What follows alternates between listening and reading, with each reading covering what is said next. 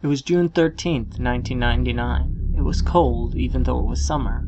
I was alone in my basement playing my Game Boy with one of those plug-in light attachments.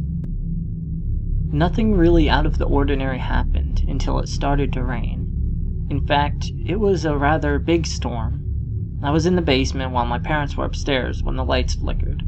At the time, I didn't think much of it and continued to play. I was actually about to beat the third gym leader when all of the lights in my house shut off.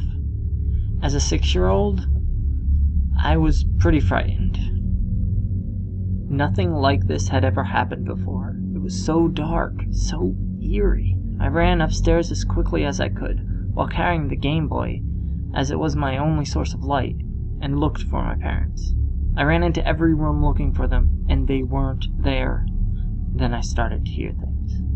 Tapping on the glass, footsteps, and creaks in the floor. Someone or something must have broken into the house. I couldn't process what was going on. I just sat on the floor, crying and burying my face in my arms.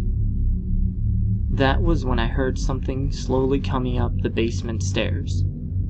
I shined my light on it. Big white eyes, very tall. That was not one of my parents. My heart stopped.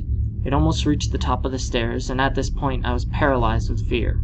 The light shot back on. It was staring at me with its huge eyes that beat like a heart, and its face, with skin partially torn off, revealing its muscle. I could see huge columns of saliva coming from its mouth. It was gesturing with its finger for me to come over to it, while a sickening grin was on its face. My parents then came in through the front door. They had gone to a neighbor's house before the lights went out. I turned and looked back at the stairs to find nothing.